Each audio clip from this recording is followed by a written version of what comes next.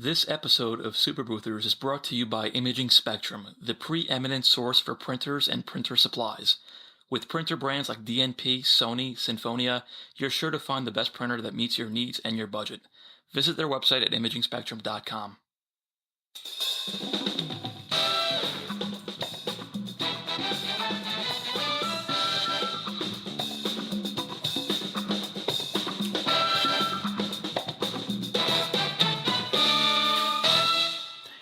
Hello and welcome to Super Boothers. My name is Ryan. And I'm Ismail, and today we are joined by Josh Pather, the owner of Photobooth International. Josh, welcome to the show. Hey guys, how you doing? Thanks for having me on here. Thanks for being on the show. And I believe you are from the same neck of woods as Ryan, right? Yep, Dallas, Texas. I don't think Josh knows this, and it's going to be kind of interesting because I didn't tell him about this in our little pre-meeting. However, I bought 2 photo booths from Josh in 2014 in a crazy panic. What? So I'm gonna go back and pull the records. No. You totally will. Although I probably bought it under an alias. So I did. I did photo booths way back when. Stopped doing photo booths because I had a Mariah Carey level breakdown, and then I started photo booths up again a couple years after that. Well, I bought 1 photo booth, and everything was fine. Then all of a sudden, I was like, I'm going to start booking more. I'm going to book more. I'm going to book more. I'm going to book more. And I didn't pay attention to the calendar. And I was triple booked one day, and I'm like, I need to buy 2 more photo booths. So I went searching all over the internet, and I found Josh, and I called him. I was like, listen, I need 2 photo booths right now. And he's like, yeah, we have them and we can get them to you, but you'd essentially just have to go pick it up. It's just faster. It's not going to make it in time, by Friday for you to for us to ship it. So I went over there, and I ended up buying these 2 photo booths. Josh, you remember this? You actually went to We've met before? We have. I went to go pick it up because you're off of George Bush, right? I used to be, yeah. Okay. Back in 2014, yeah. So this is legit. So my this is God. yeah. So I'm I so went. embarrassed. Why? Because I didn't know, man. Well, I all my customers. Do you not know who I am? No, this is the thing is I always flew under the radar. I never before Ismail, and this is honest to God, I never went publicly with anything. I always stay to myself. I book my business, I make my numbers, and I keep it going. I don't tell anyone what's going on. But this was hysterical. So I go over and I'm buying these 2 photo booths, and I'm shoving them in my tiny little, I think I had a black Nissan Rogue at the time. I'm shoving them in there. And Josh is like, how many events do you have? I was like, I have 30 tomorrow. What are you talking about? And he just looked at me, and I just drove off into the sunset. And I'm pretty sure Josh was like, who in the hell was that? That's funny how things work out. Where how long ago was that? So it's a few years ago. 2014. Yeah. This is what Oprah calls a full circle moment. Mm-hmm. A little Josh, aha for moment. People who are listening, obviously I mentioned you run Photo Booth International. Ryan told the story about buying from you years ago. Can you tell us a little bit about your background? How did you get into the industry? The very beginnings of how you got in the photo booth industry. So it all started in 2012. I had a business partner of mine. He actually went to a wedding and saw a photo booth there. At that time, I was doing internet marketing. We were making websites and trying to rank them for keywords and making money off the advertising on the websites. And then a couple of months later, as I started doing that, Google did an update, and all of my websites got wiped out overnight. And so my entire website business was finished at that point. Was that one of their algorithm updates? Yeah, it was one of the Panda and Penguin during those times. They have cute names, but they're devastating. Devastating, ruined it this overnight. Done. So yeah, so in between that time, my business partner went to an event. He saw the photo booth there. He was like, "Hey man, let's start this business." So we got together, started drawing some plans, and we went over to Home Depot. We spent about $300, got the wood that we needed, 3/4 inch. Love it. That's how it all starts. Home Depot. MDF wood. It was so heavy. I don't even know why we got the 3/4 inch. There was just no reason for that. Looking back on it now, so built it during actually this week. Yeah, this was Thanksgiving week was when it was built. I actually went on a cruise. My business partner was building it. While I was on the cruise, I was like, dude, have it done by the time we get back. And then we got back, built the photo booth. It took about a week or two. Used some, a screen that we had laying around, a keyboard. Wasn't touch screen. We had a little USB button that we got off of Amazon. It just had one function to start and stop the photo. We were using Spark Booth at the time, and built the photo booth. Had an inkjet printer in there. Put it all together, and we had our first booking December 6th, 2012. It was $500 for 4 hours of photo booth and DJing. So at that time, I kind of picked up DJing, and we were selling that service with the photo booth together. And so our first event, we get there, get set up. This guy had just renovated his house down on Greenville Avenue, and he was having like a housewarming party. And so he had us set up inside the master bedroom. The photo booth was set up inside the master bedroom, and the DJ was set up inside the living room. And so got Where it. was the photo booth pointed in the master bedroom? You Knew had that to was go coming. there. I set you You up. had to go there. Yeah. Wide open. Was pointed towards the patio. So it was the time we were using canopies. So yeah, it was interesting. But anyway, got to the event, got everything set up. I forget my laptop to DJ, so I ended up DJing the whole event with two iPhones, while my business partner was in the room managing the photo booth with the inkjet printer that took like a minute and 30 seconds to print one 4x6, and we had a little paper cutter cutting the photos manually. So the struggle was real, and that was our first event, um, December 6th, and we just kind of kept growing from there. We did some stuff uh, the end of that month in December for Desekis. One of the corporate offices sold 1 million cases, and we actually got to meet the most interesting man in the world. He was at that event, so that He's was cool. actually the highest paid commercial actor in the Was he United interesting States. in person? Didn't know That's that. insane. Yeah, no, like true that. No, he Like was really boring. he was old. It was in the morning. It was cold, and we were all at this Andrews distribution center, and like he was somebody else was managing him. Like, hey, you got to go here and you got to do this, and Mhm. we kind of felt bad for him. Like he wasn't in control. But it was cool to like just get to see him, and just starting a business, having a big event like that. It's huge. So yeah, that was the end of 2012, into 2013. January 2013, I was working at a call center, Experian at that time, and they walked in and said they're gonna move our jobs to Costa Rica, and we had to take either a severance package or opening position. I mean, it's like entry level position at the company, and so they gave us until May. So I actually found my dismissal letter the other day, and at the time, we just started the December prior to that. So I'm like, hey, let's see what this photo booth business does. Let's go in full force. And so I ended up taking the severance package in May, and so May 2013 was the last time I was employed, and we've been growing ever since. That was the rental business. We also did some stuff for Poopery, which was pretty cool. They're actually in Addison, Texas. I don't know if you knew that or not. So yeah, they booked us to do a trade show event here in Dallas and in Atlanta, and from that event, another company took us to Las Vegas, and so we were in the trade show circuit for a little bit, which really kind of helped solidify like our business and our corporate events, and we'll start. hmm Can you tell me, because I'm always interested in how people make the leap. So when you look back at the moment where you got that Yep. dismissal letter, can you tell me how you analyzed it then, like deciding whether to take the offer and focus on the booths, and how you look back on it now? Like, for example, would you have made the leap if you weren't pushed out, honestly, or you think that eventually you would have made the leap anyway? I would have made the leap anyway. The job that I had at the time, they were pretty flexible. I had full internet access. I was inside a call center, but it wasn't based on volume. It was more servicing businesses like banks and car dealerships. Um, and so I could pretty much run my rental business while I was at work. So that kind of gave me a lot of flexibility. And back to your question is how I made the decision. At that time, I was 22.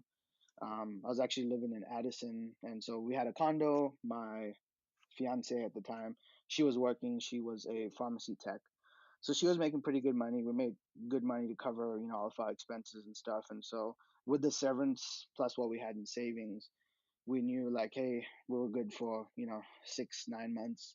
Um, and with her salary coming in, it would cover the expenses that we had at the time. So I said to myself, if there was ever a moment that we were to do this, it would be now. And this is just a little push that we needed. It was a blessing in disguise, looking back at it now. Were you also doing your internet marketing business while working there? Yeah, I was. So So, is there anything, because that's a very different industry, internet marketing, and then going into photo booths and hardware. Is there right. anything that you learned from that kind of carried over into photo Oh yeah, booths? yeah, tremendously. How to build a website, how to set up a website properly, domains, hosting, being hacked. About 25 of my websites were hacked at one time, and that's when I would move. All of my websites now we do on private servers, and so how to how to set up a website properly so that the search engines like it, and how to get to the front page. We were able to get to the front page within about 6 to 8 months, and that had a huge impact on our company because at the time we were spending, 1,000. At the highest, we were spending about 3 to 4 thousand a month on Google AdWords, and now because of our SEO and the YouTube videos and all that stuff, we don't spend And anything on spending advertising. for getting photo booth bookings, or something? This is something else before. Yeah, no, the rentals, like to getting photo booth Hmm. rentals. And so that did carry over, to answer your question in short.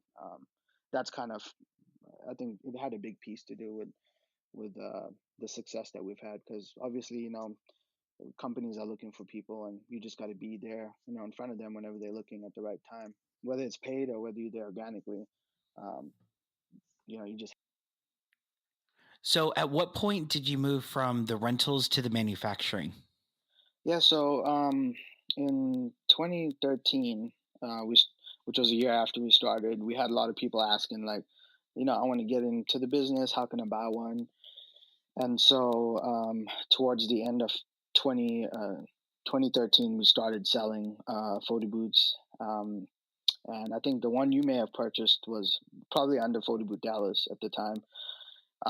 And then after we started selling the photo booths, it started becoming more popular, and then we decided to create a separate entity that just sells the photo booths, which is now Photo Booth International. Do you still? You mentioned you got into DJing. Do you still DJ? What was the DJ experience like? Like, is that something that you were happy to get exposed to? Is that something that you kind of dropped quickly? um, so DJing, I started off DJing many years ago, like just weddings and stuff. I used to work with a guy that used to do it, and he was like, hey, he needed some help. So I started helping him. This was like when I was 18 or 19. And so I started going with him, and then I eventually got my own equipment, and then I started doing weddings and stuff myself. So that was just something that I did on the side to make extra income. Um, and then once we launched Photo Booth Dallas, we were kind of doing it together because we didn't want to lose out on the business where people were like, "Oh, we want to do a DJ," because we were making more money on the DJ and photo booth packages. Like a 4-hour DJ and photo booth package, we charge about 1,200 to 1,500, and so we actually make a lot more money packaging it together. And so, as of right now, Photo Booth Dallas still does DJing. We still offer DJ services, but we've partnered up with someone to manage our DJing. So whenever we get a booking, we contact him, and we basically tell him, "Hey, we'll pay you X amount," and then he'll work with the bride and groom directly to get the details sorted out, and then make one payment to us, and so that way we kind of take care of all of their needs. We want to try and be one-stop shop. We also do uplighting, confetti cannons, just little things like that you can increase that invoice. So, what are all the booths that Photo Booth International encompasses today? So today we have quite a few booths. It's just, every time you speak to somebody, they're like, "Oh, I want something we don't have," and so we'll try and incorporate it into what we have, or make a new booth. So as of right now, we have about 12 different models, and so our most popular one that we have is the LED booth. That one's an acrylic photo booth that lights up all the way around. And That's that's a for an hundred. iPad, right? No, we do have an iPad version of it though, but the LED photo booth is a full photo booth with a touchscreen and printer and DSLR camera. And we actually have a new photo booth that we're launching on Kickstarter, and it's going to be going on right now. That one's actually starting off at 5,000. It's going to be our Prime XL photo booth. Has a 19-inch touchscreen, DSLR camera, DMP printer. Very portable, and still has the built-in LED lights. And if anybody wants to check that out, the website that we set up for it is pbiprimexl.com. That'll take you over to the Kickstarter. It'll be running for the next 30 days. So if you want to check out the Kickstarter, you can see the link in our show notes. And Josh, what's your experience been with Kickstarter? That's something that not a lot of people, do on your end. They kind of just view it as a consumer. Right. Yeah. I don't know. It's my first time doing it. We launch a lot of photo booths and we do it the hard way. So I was like, let's see what happens if we put it on here. So we just started it a couple days ago. Already have about 6 backers on there. But we have it at a deep discount, and so we want to create more opportunity. I know there's people out there that want to get started in the business that just don't have, we're a little bit on the higher end of the photo booth manufacturers, and so want to give that opportunity to people to start off through Kickstarter, and it'll kind of help us in return for when we launch new products on the platform. Yeah, Kickstarter seems like a great way to validate demand for your product, but obviously they have to take some of the proceeds along the way. So I was just curious to see if it was worth it. Maybe once you're done, you can share that story. Yeah, it'll be interesting to see what happens. You mentioned you have like 12 booths. You have a lot of different booth types, Mhm. and I'm wondering, like, how do you manage all that? How do you determine what's worth coming out with, what's worth keeping? Because I'm sure you guys have heard that famous story with Steve Jobs, where when he first came back to Apple, he really narrowed down their product line. But you also want to make sure you Mhm. cater to all consumers, like you said. Everyone has a different need. So how do you balance? How do you balance that Right. as an owner? Yeah, it's tough. Uh, we just don't we don't people come in and they love one booth and they hate the other one, and it's so strange because then the next customer will love the booth that the previous customer hated, and so Ryan, the one that Ryan bought 4 years ago, we like many times the conversation came up like, oh, we need to stop selling this, but as soon as we say that, somebody will come and I buy ran it. into that. I need to stop selling this. I mean, it's like, so I bought, it was a big roadie case booth. And at the time, it was just kind of one of those things where you just roll it in, roll it out, it's all kind of good to go. And that was a little bit better than it was before, but it's not compared to anything of what's available out there now. Right. Yeah. The back in the day, that was really the only option that was available. There was nothing else. I mean, we had 12 of those at one point, and it was. I mean, I should have my back should have been broken by now lifting those things and moving them and getting to events and stuff. But every time I think about it, what we came from. But yeah, managing the different things. People just want something new. Most of the ones that we bring to market, we bring based on what people have asked for. So if someone was like, "Oh, I wish this broke down in a certain way," or "I wish this one had a bigger screen," or "I wish this," or "I wish that," so we'll take all the wishes and we'll put them in a pot and we'll stir it up nicely and we'll let it, cook overnight, and we'll come back the next day and we have a beautiful photo booth and we put it on Ding. Kickstarter. You know. So this photo booth is cool. So again, it's on Kickstarter, and you can see it in the show notes. It's the Prime XL photo booth. There's a 19-inch touchscreen on it. It has, I guess, LED and aluminum in it. This is kind of cool. It comes with a 5-page website. Like that is like ready to go. Like just open up and just start taking people's money. Like it's literally business in a box. Yeah. So most of the Our customers are mainly people who have never started a business before. This is the first time they're going out on a limb. They're taking a big risk, and so we try to give them the reason why we started Photo Booth International. People were asking for it, and we want to also cut out all the struggles that we had to go through. Finding the contracts, making websites, how to close deals, the tech support, and so we try to give them everything. When you purchase a photo booth from us, we give you all of that training, and you get access to our member area. We also have a private university that customers go through to learn about how to set up their photo booth, break it down, and also webinars that we've done in the past. So it is a business in a box. Each website is custom made. It's a 5-page website, and we give you the pictures and the content on there. And we kind of work with each customer to get it looking the way they like. So that's another thing. When I'm looking at your website, Josh, I see on top of all the booths that you offer, kind of like what you just mentioned, you have a lot of education and resources, right? So I see stuff like what you just said, the contracts, but I also see stuff like how to advertise on Google and Facebook. Can you talk about like what led you? I have an idea of what you're going to say, and I'll take that as a lesson after you say it. But what made you go into that area and teach people how to do all that? Because a lot of people don't seem to be willing to do that. Yeah, because well, I have experience with it, and I've done it myself. And um, we rarely want people to be successful. If you look on the Kickstarter page, you can see some of our best, success stories on there. I mean, we're really changing people's lives with, the products that we sell them. And, it doesn't take much for us to go on there and kind of share that knowledge. Um, and we do that, the training through the AdWords and the Facebook and stuff through our webinars. It's actually me going through and actually setting up a campaign, and also logging into our accounts and showing, the way our campaigns are set up. So, Can you share? And I don't know if you know this offhand. Maybe it was a while ago, but like mhm. what are some of the economics behind Facebook ads, Google ads for people that have no experience at all? How much do you have to spend to get a booking? Oh man. So we talked about the SEO stuff. I had so we actually we turned off our advertising about 7 months ago, uh, and so basically all of the leads and stuff that we get from the website is all organic. So we get about 2 or 3 leads a day that come into our rental business. So I can't give you an answer right now because I'm not personally. I have we've turned it off.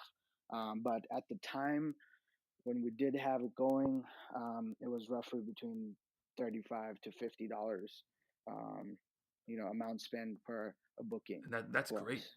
If you can book a gig for that amount of money, you do that all day over and over again. Right. And there a lot of people who are doing the advertising that don't have the right training.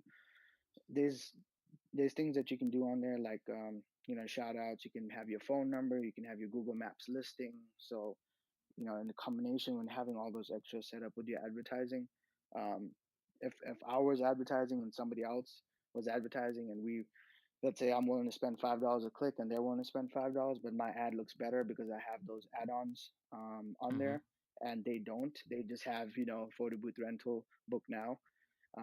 That's kind of what really helped us, Have you got any get the have you got any bookings. reaction from your Mhm. customers about the Facebook and Google ad training? Like, has it helped them? How are they using it? Because one thing, and correct me if I'm wrong, um, it doesn't seem like you charge any fee for all this knowledge or ongoing monthly fee or anything like that. People that just buy equipment from you get access to it for free. And I think Mhm. I like Right, that that's because not a correct. lot of people do that. How far back does this go? Right. What do you mean? Ryan wants to pull his What card goes? in. I want to pull my card in from 2014. So, what are you Uh, offering to Super Boothers listeners? yeah, so Bluetooth listeners get $500 off any package. Ooh. Obviously, the best deal, for those listening right now, will be the Kickstarter that we have going on. That booth is starting off at 4,000, which is a great deal and it's unheard of. And then the full package with the printer and prints is 5,000. And we only have two of those that we're giving at that price point, and then it will go up from there. But if you're interested in any of our other booths, we are giving $500 off any package. Most of our booths range between 5,000 to about 8,000. 8,500 is the most expensive one we sell, which is the mirror 42-inch photo booth. Our competitors sell it at 14,000. So yeah, that's pretty. That's kind of like the I think price that range might you be can the expect. biggest discount we've had so far. It's a very substantial discount, $500 off. So hopefully people who are interested take advantage of that. Mm-hmm. So whenever you mention a photo booth package, whenever you make a purchase, what does that all include? Yeah, so you get access to all the member area, the university, the training, all that stuff. Then you get the entire photo booth itself, plus the printer, and then 700 prints to get you started. And then we give you lifetime tech support, and then you get access to the website as well, the 5-page website. So that's the package. Sweet. It's everything you need to get started for your event. I'm curious, Josh, because I meet a lot of people at these events, and for people who are listening that have been doing the rental business for a while and they've built their own booth and they're thinking about manufacturing it, what is your perspective since you've done both and you have a lot of products? What would you tell them? Like, how is it being a manufacturer compared to the rental business? How competitive is it? Do you see that there's still opportunity there? Like, what's your whole overall view of being a manufacturer? So just so I understand, somebody that you met, they built their own photo booth and now they want to build it to sell it. Is that correct? Correct. Okay. Correct. Yeah, I mean, you're gonna have to go against me, and it's whoever can outspend the other person. That's really, whoever can spend the most money to acquire a customer. And I mean, we spend a lot, so it's gonna be. I mean, there's obviously, I get the calls like, oh well, Billy Bob down the street has the same photo booth for 4,000. I'm like, okay, obviously, I mean, you can go get it from them. There's probably a small market out there, but I mean, it's tough. Cost of goods sold, managing inventory, quality checks, shipping. Making sure things are on the pallet properly, making sure the pallet is coated, making sure it gets there on time, making sure it's strapped down. I mean, there's a lot of, it's not just I want to start building and shipping. There's a lot more involved, into it. I think there's also a trust in, versus somebody that's been doing it a while versus somebody that's making it in their garage. So, um, Yeah, I mean, if you've been around long enough. that's my take on it. So for now, from like, where do you spend most of your time? Do you make more money in the manufacturing compared to the rentals? How does that look from your perspective? Yeah, so the rental business is pretty much on autopilot. There's a guy and a girl that manages that rental business for me, and I just collect the check from there. So that's managed. So we built it up. I mean, in our most successful year, we did 900 events in Wow. 1 year, and it was just crazy. Like, it was just too much. We made a ton of money, but logistically, back and forth, the weekends, my printer is not working and all that stuff. So we distilled it down, and we can be more selective now on who we choose to service, whether we want the backyard party or the 4-day corporate event at the Gaylord Texan. So that's pretty much the rental business. Now I'm focusing more on the manufacturing, um, just launching new products, and focusing on taking it international to other countries. You're going to be doing Photo Booth Expo, correct? Yeah. And do you have any surprises for us there? Last year let me tell you what happened last year. Last year we built a clear photo booth made out of see-through, entire working photo booth, and I was like, okay, let's wrap it in gold so it can be a showpiece. Did that, wasn't that great. I don't know. I don't have anything yet. I'm still planning, but we have a big space. I mean, we have an entire island, so we got to fill that up. We have a props company that'll be selling props.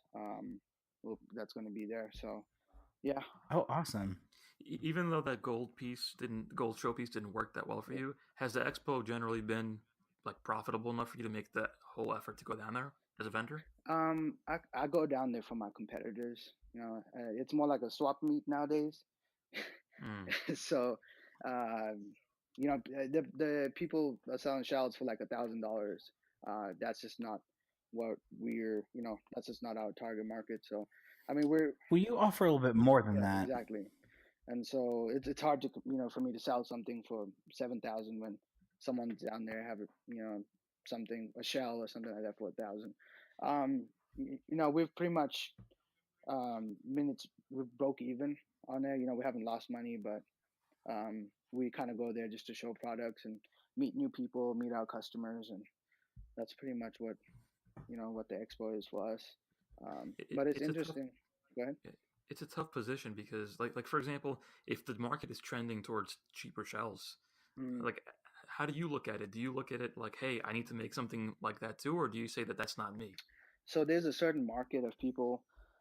Like I was a Shell customer. Ryan is a Shell customer, right? And so he found me, and I Yeah. was his Shell supplier, right? But then there's a large part of the market that um, is looking for the guidance. Like I said, we work with a lot of single moms. They call us. They're like, "Hey, Josh, like they'll tell me like, hey, I'm putting everything into this, don't screw us, like help us, be successful, that kind of stuff." And so that's really our market. So it's like you said, for the rental customers, there's thumbtack clients, and then you got the clients who are off of thumbtack. The Shell customers are the thumbtack clients. There's still a ton of business to be done, outside of thumbtack. I also noticed, Josh, I was just preparing for the show and I saw that you're not in the Photo Booth Network group, the Facebook group online. And I'm curious, as a vendor, like a business owner, Mhm. like how did you decide, like what made it, why would you not want to be in the group where most photo booth owners are in? Isn't that like a untapped marketing opportunity? Yeah, so the group is controlled by a lot of my competitors, and so, um, I'll just leave that there. The people who are in the group, most of them already own photo booths, and that comes back to, who's Mm, our customer. And so, someone who's already owning a photo booth, they know what printer they need, they know what software, they know what computer, that kind of stuff, and so they don't really need all of um, the member area and the support and stuff. And so it's not really um, we're not losing out anything by not being in there. very We do interesting. enough business, outside of it. Very interesting. I didn't think about it that way. So you're right. So you're looking for the people who are new to the industry and looking to get Right. started, and they wouldn't know about any of the online groups. Gotcha. Sure. Yeah, they don't. And we have our own group, for our customers, and we make it everything that a lot of the other groups are not. We try to keep negativity to zero, and we offer $500 for the person that gives back the most in the group at the end of the year. Oh wow, that's cool. One final question I had before Ryan takes over is, you mentioned in the beginning a partner, like you started the photo booth industry with a partner. You went on a Mhm. cruise. He built it. Is that partner still working with you? Can you tell us about how it is in a partnership? Because a lot of people Yeah. listening start out with a partnership as well. Right. Yeah. So we're no longer together. Um, I worked harder than he did, and we never saw eye to eye. Not never, but I mean, in the beginning, it served its purpose. It launched the business. While I was on the cruise, he was building it. He just happened to have the time, and it happened to be Thanksgiving week, so he was off. So that's not. I didn't purposely be like, "Hey, you build this photo booth. I'm gonna go on a cruise and make sure it's done when I get back." nothing, nothing like that. So That's what I did with Ismail. Yeah. man, that's a bad way to get started. Whenever we started Super Boothers, I went on a Yep. cruise. True story. I need to revisit that partnership agreement then. Um, Ouch. Ouch. um, so yeah, I mean, it started off. It was good. We grew the business. It was nice having that person that you can count on. When it's tough and it's like, hey, I need you to go to this event, or we got a double booking or whatever. But definitely, my advice: start with the end in mind. So if you're going in business with a partner, have an agreement that says if stuff doesn't work out, this is what's going to happen. I'm going to buy you out, or you can buy me out, or whatever. We didn't do that, and we're just like, oh, I love you, man. I love you. Nothing will ever happen, you know. And so, and, I mean, I was friends with this guy for like 12 years. Like literally, we're from the same. Like we rode from South Africa. That's where I was born and raised, and so literally didn't think anything would happen. And we just didn't we stopped seeing eye to eye. I was working more, and I was like, I'd be in the office, he wouldn't be there. I'd be taking calls like, "Hey man, where are you? Oh, I'm on the way," or "Hey, I'm gonna leave early today." That kind of stuff. It starts building up. So yeah, So have that. I guess the Mhm. takeaway is to, hope for the best but plan for the worst, and Exactly. have Yeah. something in place in case things don't work out. And was the split amicable, or I'm sure there's No, hard it's not. feelings. Yeah. Yeah, definitely hard feelings, especially the way things worked out for me. Yeah. But people Yeah. need to So prepare for the worst in those situations. yeah, for sure. Yeah. Always you go in, like I said, have that agreement. Even if it's a friendship agreement, a lot of people are starting businesses with family members, with sisters, with brothers, with friends.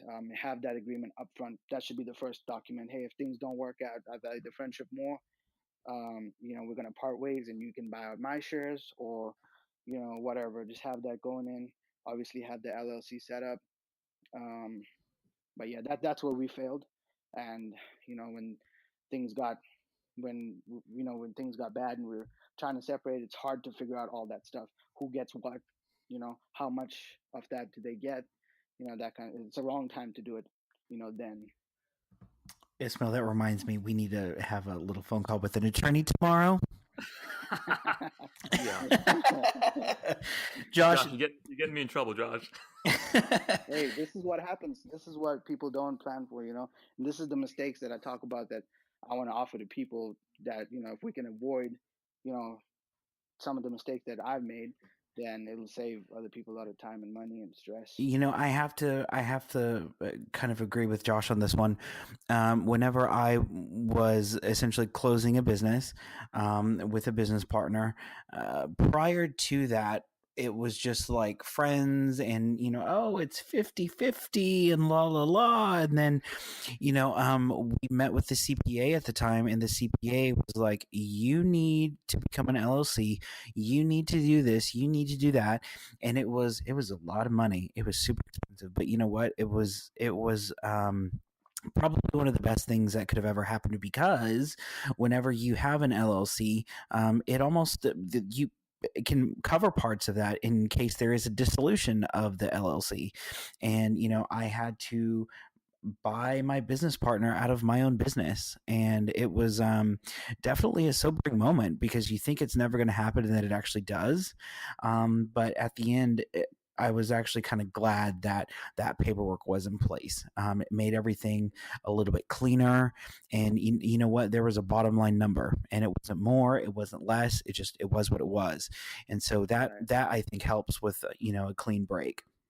hmm it's funny. So many people want us to. They're like, oh, it's like a marriage, and we were like, no, it'll never happen to us. We're invincible. You know, psych. No, Uh, yeah, it absolutely does, and I can't wait till the yeah. day that Ismail buys me out of Super Boozers. Please, I will take the check. I'll start saving up. I'll start saving up now. Josh, thank you so much for Uh, joining us today. Yeah. yeah. Thank you. Thanks, Josh, and Thank. I appreciate your honesty sharing a lot of these stories and lessons for people. Thank you. Yeah, definitely. Anything that we can do to help out, you can find us on YouTube, online. We'd love to host your website for you. We got 1 month free hosting. If you move over your website, we do the transition for you, and we have a in staff web developer that manages all of our websites. So for those of you, even if you don't buy a photo booth from me, if you need help with your website, definitely come take a look at what we have to offer. Awesome, Josh. Thanks so much. Thank you.